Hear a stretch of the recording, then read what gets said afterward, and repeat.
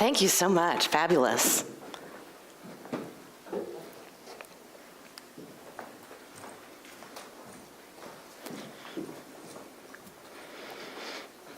Have you ever felt so strongly about something that you just had to take a stand and step forward and do something about it? Well, in the 1930s and 40s, there was a young man, a German man, who felt that way.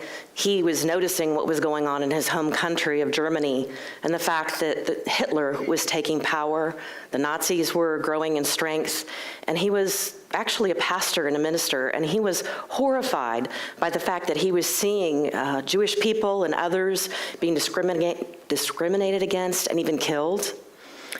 And what's most interesting about this is the fact that as a very peaceful man, within himself, he decided that he had to take action and that he had to do something to make a difference and perhaps save the lives of thousands, if not millions of people. So he stepped forward with a group of people and tried to overthrow Hitler and the regime. Now, his story does not have the happiest of endings. He was actually like captured. Pardon? Like the fairy tales have the same ending. Yeah. They have, but this one that you're talking about doesn't have the same ending. No, it doesn't have a same ending. But he stepped forward. Unfortunately, he was captured, and he was actually in a concentration camp. And he was actually killed just 3 weeks before Hitler was actually killed in 1945 for his actions. But you know what? If he was alive today, or if he was alive, I still think he would make the same decision that he made at that point. He felt so strongly about what was happening. So today I'm concluding my series on claiming spiritual maturity, and it's all about a piece of it, being a voice in the world. There are 3 different aspects I want to discuss today, but first I want to share a little bit more about Dietrich. The man's name I was talking about was Dietrich Bonhoeffer. I'm not sure I mentioned his name. And this is him. Dietrich Bonhoeffer. He was quite a powerful man. He was always advocating for people to take action. He says, sometimes we don't need another chance to express how we feel or to ask someone to understand our situation. Sometimes we just need a firm kick in the pants, an unsmiling expectation that if we mean all these wonderful things we talk about and sing about, then let's see something to prove it. It is time, folks, to take action. He was certainly an advocate for what I call the prophetic voice, which is one of the qualities of spiritual maturity. This is a mature spirituality that is awake and functions as a leader in the area of social justice. A prophetic or moral voice comes forth in situations that require witness and response. Throughout history, prophets have championed the cause of the poor and oppressed. Now, this quote comes from Wayne Teasdale from The Mystic Heart, and I've mentioned this book several times in my series. He's actually the one that became aware in his studies that, we can still be great spiritual mature people even if we're not affiliated to a certain religion or spiritual path. And if we have these 9 qualities that I've been talking about and we'll conclude with today, that we are in fact the most spiritually mature in our society. So I'm really encouraging you to pay attention and perhaps step in to these different places of maturity. He says if you are spiritually mature, your prophetic voice will vigorously acknowledge the unjust events and policies that cause enormous tension, misery, and dislocation in the lives of countless numbers of people. Today all we have to do is turn on the app on our phone and connect with the news, and instantaneously we can see some of the distress that's going on in the world. Some examples of this unjust events are certainly wars that still happen, and the refugee situation. I think in years past, the refugees were mostly women and children, but frankly today, it's a lot of men as well too. And unjust policies. We talk about economic, social, and political conditions that enrich a small class of rulers while oppress the masses. It's actually hard for me to believe that this is still going on in our world today, but it really is in many different places. And then obviously there are still threats to our environment that we're still learning about to this day. So Father Wayne says that for real change to occur in the world, for each of us have to claim spiritual maturity, and then we must take action. This involves This change that I'm talking about that has to happen within ourselves, it's also about bringing our heart to every single relationship that we have. And this may sound easier than it really is. If you've ever been in conflict with somebody, have you been able to really step away from the conflict and get into your heart so you can be in a place of peace and love in that relationship? And here's also a big part of this. We must realize that all of our lives and relationships don't happen in a vacuum. They happen within structures and institutions that often dictate the logic of our lives, our relationships, and our dreams. A mature spirituality requires us to resist structural evil, and speak and act for justice. Now, as I mentioned earlier, Dietrich Bonhoeffer was certainly an example of this and standing up for what he thought was right. But most recently, there's been a lot of other people I've noticed that have been doing this. And Barbara Bush is one of them. This is a picture of the refugees that are at the border. There's been a lot of talk about this and what to do. And when this first story hit the news, there was a couple days of people saying, oh my gosh, these children are being separated from their parents at the border. Isn't this just awful? Well, nothing was really happening though. And then former First Lady Laura Bush said this. She wrote a letter to the Washington Post. She said, I appreciate the need to enforce and protect our international boundaries, but the zero tolerance policy is cruel, it is immoral, and it breaks my heart. It was at that point when the women, the mothers, that are leaders started talking about this going on, that something actually really changed. Here's some of these children that were at the detention centers, or safety centers, I guess is what they're calling them. It wasn't long after that even Melania Trump became involved. She visited some of these centers. And we don't know quite what influence she had with her husband, our president, but certainly there was some change going on because immediately we seem to see some change. And it's continuing today. So as we hear about these stories, I'm asking you to listen to your own heart. What has to happen in the world for you to actually stand up and say something needs to be different? I'm noticing also, in my role in my life, and that prayer certainly plays a role in this. Father Thomas Keating he pointed out that prayer is an important part of this process. He said, prayer cannot stand alone without action emerging from it. So in other words, if you're really spending that time in prayer and meditation, it won't be long because Spirit will call you forward to do something. I can guarantee that. That will happen. So our next aspect of spiritual maturity, is about selfless service and compassionate action. Any truly viable spirituality for the third millennium will need to include our commitment to the social dimension. As the rich get richer, the problem of homelessness worldwide has grown to alarming proportions. Now, this issue is not just about the homeless people in the world, but they do appear to be our most vulnerable. So we do seem to talk about that when we talk about this issue. I do think it was Mother Teresa who role modeled this aspect of spiritual maturity. She was always taking care of the poorest of the poor. A lot of that was in Calcutta. Whoops. We are called not just to dream about a better world, but to act for a better world. That gives us a mandate to experience every person in need, every cry, including the cry of the earth, as a call to be answered. Now, this issue seems really huge to me. I don't know if any of you feel it sometimes powerless around this. Like, really, what can one person do to really stand out and help when I see homeless people in the world? Well, as I was praying into that and around this conversation in this church, I actually ended up seeing a story almost immediately on the evening news. This is a story about Roberta, a real estate broker, and a homeless man. His name is Elmer. And I'd like for you to watch this.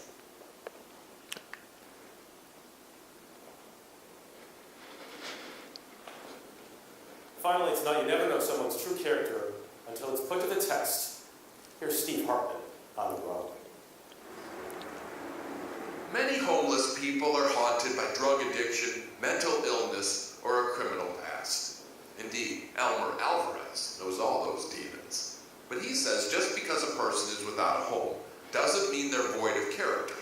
For example, the day he found a check I will never forget that day, right over here. For $10,000. Right over here. Had you seen that many zeros in your life? No, not really. The first thing that came to my mind was, I gotta look for this person. First thing you're thinking wasn't like, I can go cash this check and change my life? It never crossed my mind, because I made a decision to take my life over. I've been clean for 3 years. Congratulations. Thank you. I didn't even know I'd want this check. The money belonged to New Haven, Connecticut real estate broker Roberta Hosky. Where's he at? She recorded her meeting with the Good Samaritan. And I expected to find a guy all nice, cleanly shaved in a blue suit like you. That's not what you got? Instead, she got Elmer, who cried when Roberta offered him a reward. And it shattered the stereotypes. This all happened about a year ago, but the best part of the story is what has happened since. She helped him find an apartment, paid his rent for 7 months till he was back on his feet. She also put him through real estate school, and together they're now working on a little real estate project. Won't make him a dime, but it could be very rewarding. No, we identified the property. In the next year, they plan to build a transitional house for homeless teenagers and young adults. The house will provide all kinds of services that Elmer says are crucial. I know what it is to be homeless. Nobody deserves to live like that. No. Roberta could not agree more. Because I remember what it felt like to be in that shelter. That's right. Before she built her multi-million-dollar company, Roberta was also homeless. A teenage mom who worked her way out of poverty and is now offering Elmer a chance to make his dream come true as well. Sounds good to me. Eventually, he'll serve as an advisor at the transitional house. You could end up helping a lot of kids. Yes, that's what I want to do. A lost check It's amazing. leads to a found purpose. Steve Hartman, on the road in New Haven, Connecticut. I cried when I saw that the first time, as I also see some tears today.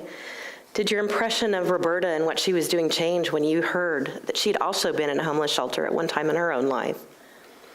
It moved me, and it also reminded me that we have to take time to figure out what is most important to us in our own lives. I recognize when I watch this that, obviously I'm a Unity minister. Unity principles and also my practice with breath work have been some of the most powerful and transformational things that I have ever experienced in my life. So it's no surprise to me that I am now in roles where I'm actually teaching those things that have really changed me at depth. The new monastic would say that this shift that we experience when we're doing this is about selflessness and expression of profound love for others and for life in all forms. The next aspect of spiritual maturity, I save for the end, which is actually one of my favorites. It's about simplicity of life. And there's actually two aspects to this that I want to share. The first one deals with, this is about, the stuff that we collect and the money that we pursue. The simplicity of life is an inner focus on what is necessary. As we grow in mystical consciousness and become inwardly integrated, our life naturally becomes simplified, uncluttered by property and money.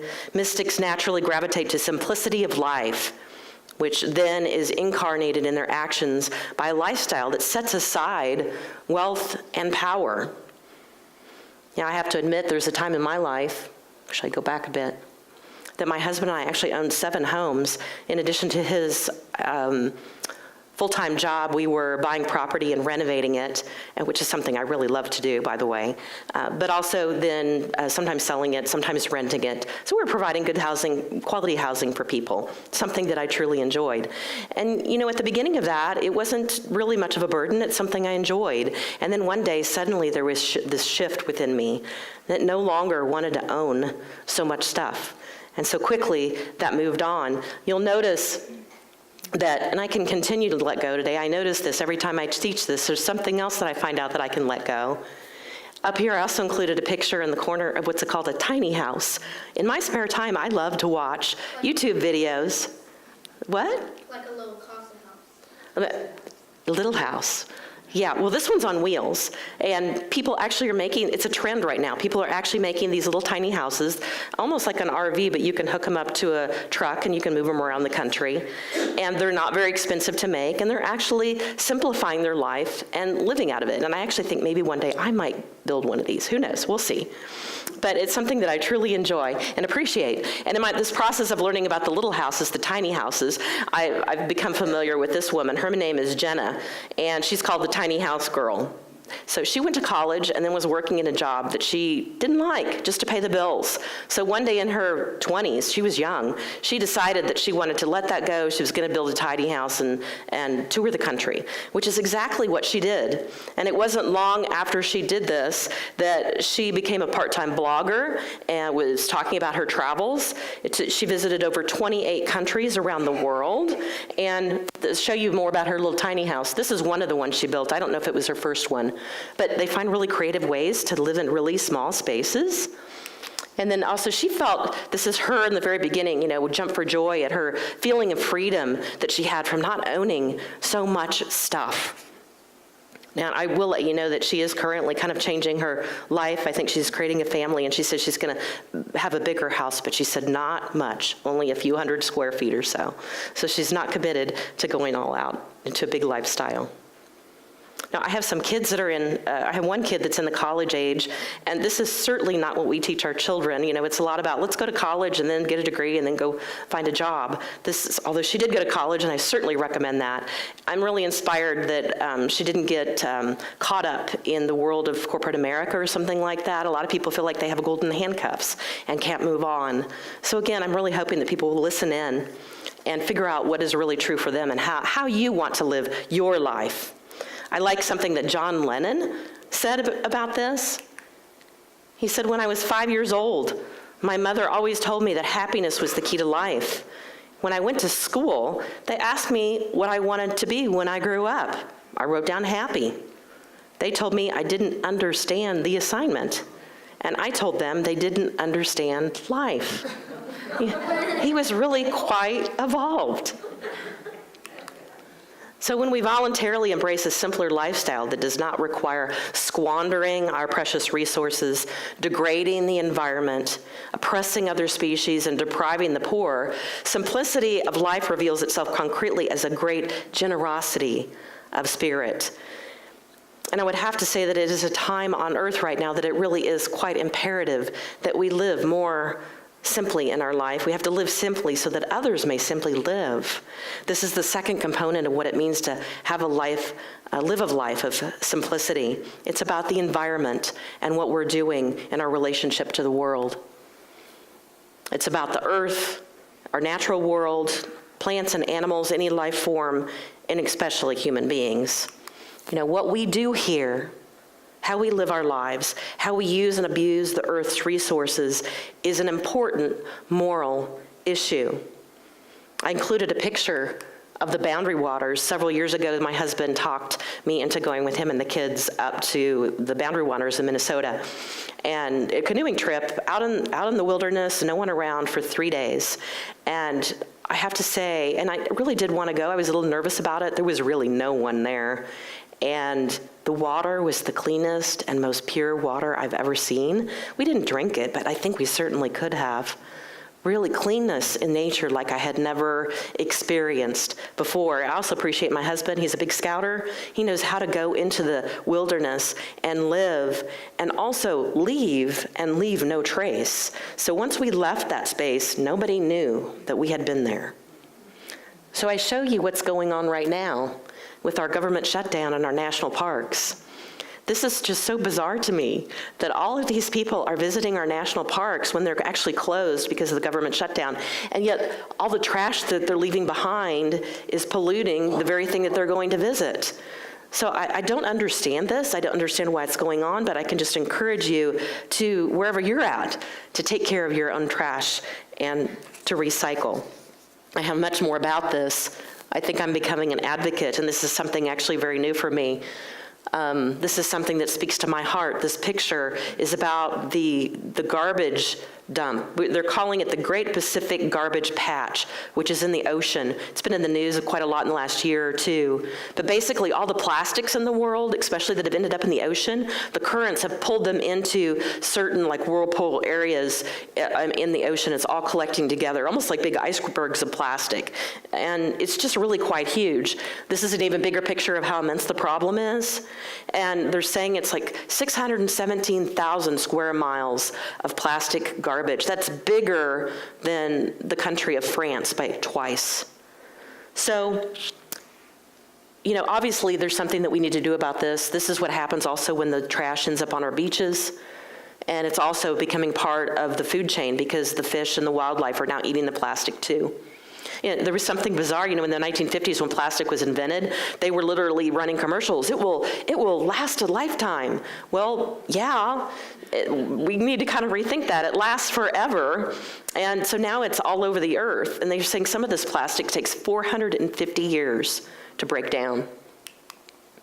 So my hope is people like him. This is a Norwegian young man. His name is Boyan Slat.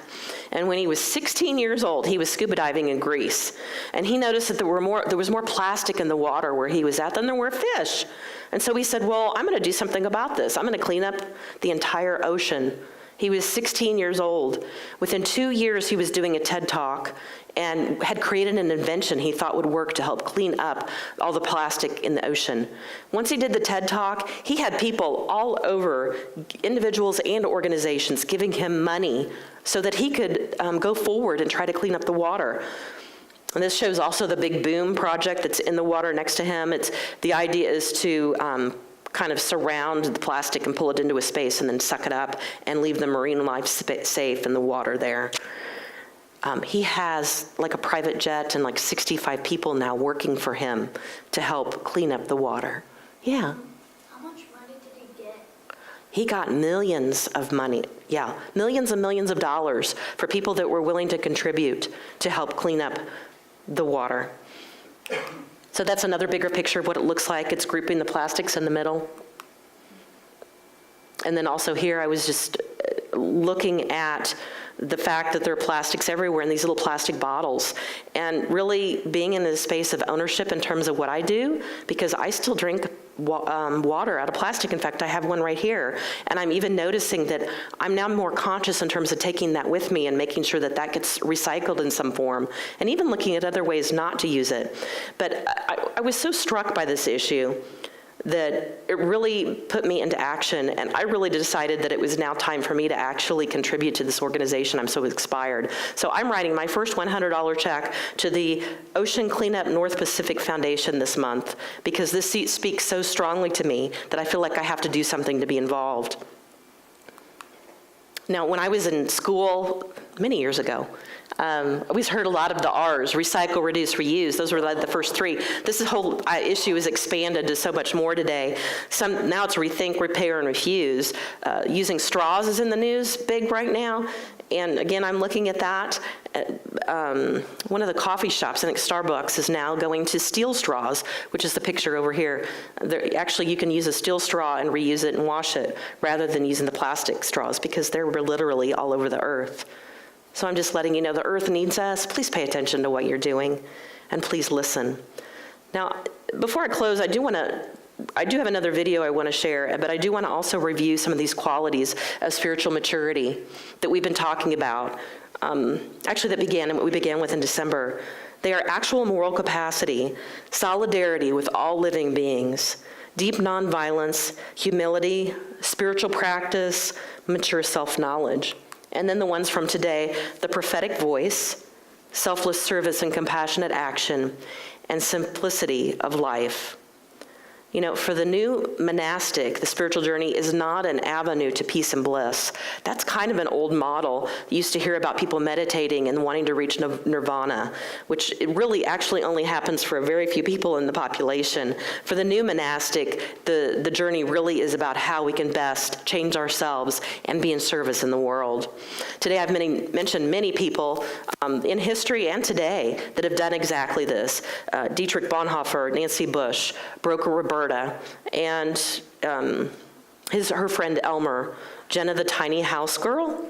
inventor Boyan Slat, and now I want to introduce you to Angela Pazzi.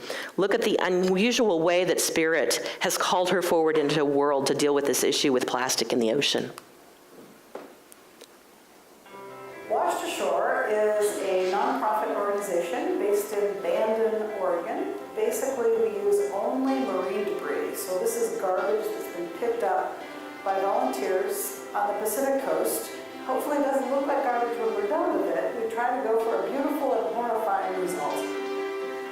We basically make the animals that are being threatened by plastic pollution.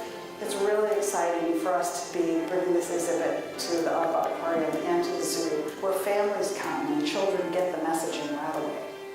Now, the crisis with plastic is that it lasts forever. It doesn't go away. It doesn't biodegrade, and when it does break down, it breaks into toxic microplastics. And the things that we use once and throw away are really, we've got to rethink that, because it's filling up our oceans and our rivers and our waterways, and the fish are eating it. So when you bring your kids here, look at the sculptures, look at them carefully, and then read the signs. It gives you ideas of what you can do to help solve the problem, how you can contribute to, the solutions. My real goal is to make it beautiful and horrifying, so alarming, so that people, especially from a distance, you go, whoa, that was really amazing, that's really cool, and then they get up close and go, whoa, what's this made of? What's this about?